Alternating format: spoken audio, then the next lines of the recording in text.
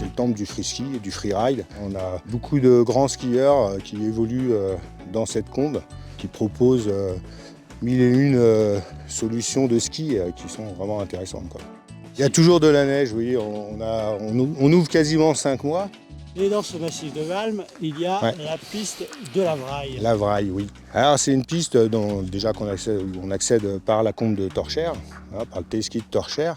C'est une piste qui se déroule sur 1000 mètres de dénivelé environ. C'est une piste noire. Non seulement très technique, puisqu'on atteint des pentes à 45 degrés, mais aussi c'est une belle balade le long de cette fameuse falaise des Parros. Ça fait partie du temple du ski et ça appartient complètement à Balme. Alors Jamais Damé, c'est une piste noire. C'est une piste aussi qui n'est pas trop jalonnée parce que justement c'est à chacun de trouver son itinéraire, de trouver sa lecture de terrain. C'est une piste où seules quelques balises pour se repérer.